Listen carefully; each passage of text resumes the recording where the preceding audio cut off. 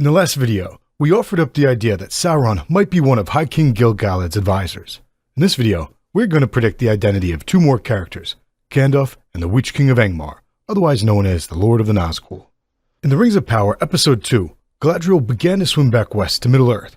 She came across a shipwreck with a handful of people. Although one of the men disagreed, the woman invited Galadriel on board and even offered her water. However, one of the men pulled back Galadriel's hair.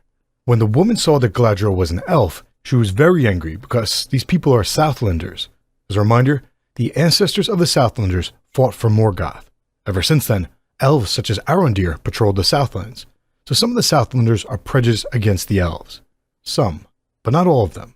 The second thing that Halbrand ever said was, "Looks can be deceiving." Looks can be deceiving. Very interesting. As a reminder, Sauron does not always appear as a Dark Lord.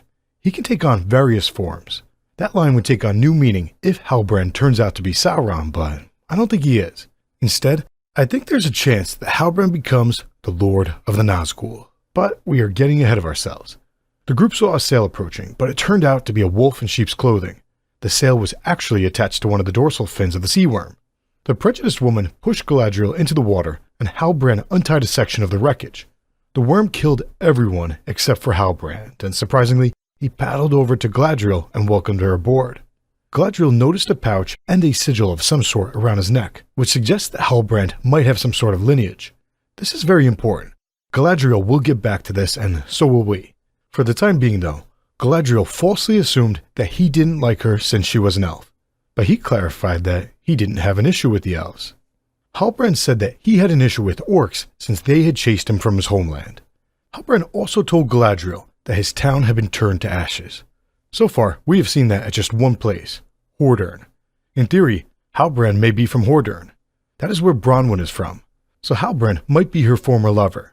He might be Theo's father, or he might be something else such as her brother or a former neighbor.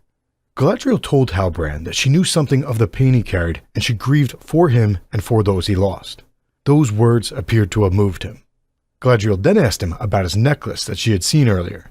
She asked if it was the mark of his people's king, and he responded that his people had no king. Why wouldn't his people have a king? Well, he is from the Southlands, where his ancestors chose to fight alongside Sauron and Morgoth, and nowadays, High King Gil-galad rules the lands.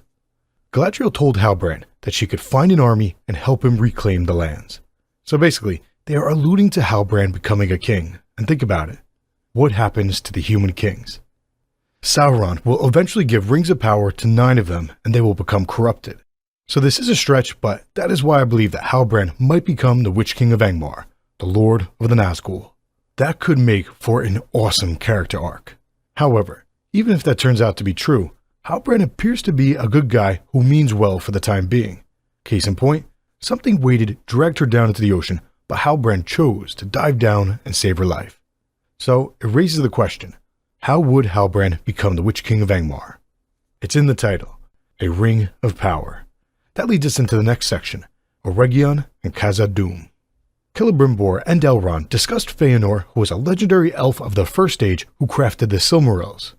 In comparison to him, Celebrimbor felt like a total failure.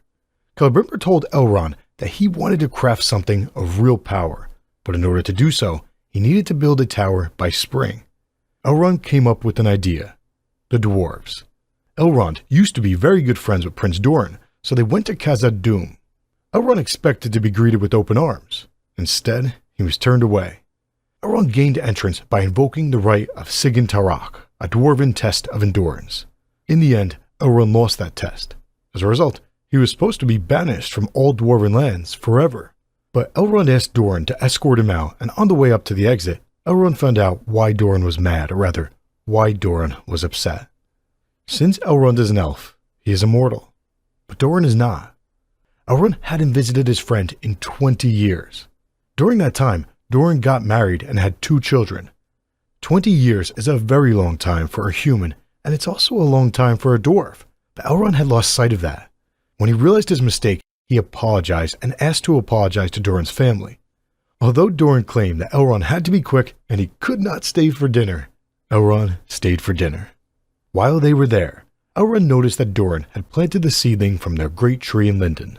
Disa told Elrond that some had called Durin a fool for believing that it would grow in such darkness, and Elrond put his poetry to work with a beautiful response.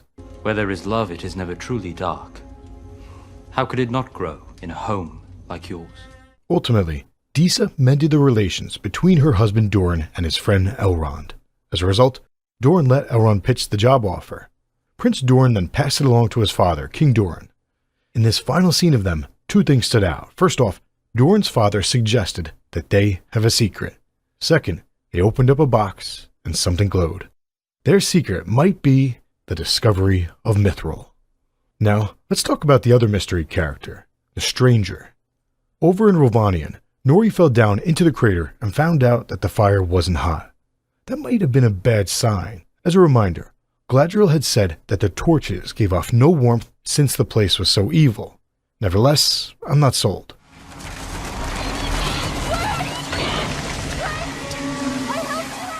That was very similar to the way in which Gandalf casted a shadow over Bilbo towards the beginning of the Fellowship of the Ring.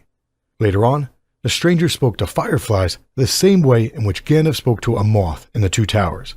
So I would be shocked if this turns out to be anyone other than Gandalf. And I know, he doesn't appear at this time in the books, but here's the thing. If you look closely, you can see that this is not a book, it's a new television show. So yeah, I think that this is Gandalf. Either way, the Stranger created some sort of constellation with the fireflies. Nori said that she had never seen those stars before, but she had a pretty good idea where she could find them. Nori knows that Sadoc is interested in the stars, and he has a book about them. So Nori is either going to speak to Sadoc or steal that book. One other outstanding plot point is that Nori's father snapped his foot.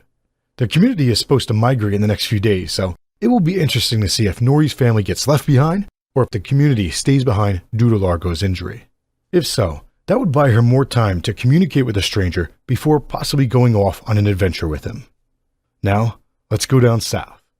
Arondir and Bronwyn discovered that her hometown had been burnt down. They noticed that no one was there. There were no bodies and no wounded. In theory, the residents of Hordern might have fled the town and got on a boat. In other words, the people whom Galadriel met might have been the people of Hordern. To be clear though, that is just speculation.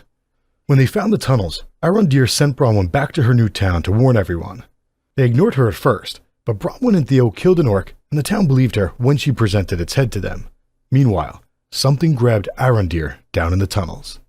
So, here's where everyone stands at the end of the episode. Elrond asked Durin to help build a tower so that Celebrimbor could create something of power, most likely the Rings of Power. The dwarves have a secret, and so does Theo. Theo's blood healed the Sauron's sword, at least partially, and it's worth noting that no one other than Rowan knows that Theo has that sword. Arondir was captured by an orc, and Bronwyn killed an orc. As a result, Bronwyn convinced the residents of their town to go to the Elven Tower. The Stranger used fireflies to make a constellation in an attempt to communicate with Nori. And last but not least, someone standing up on a big ship looked down upon Galadriel and Halbrand. So, we should expect to see a new location in Episode 3, the Island of Numenor. You have been told many lies of Middle-earth.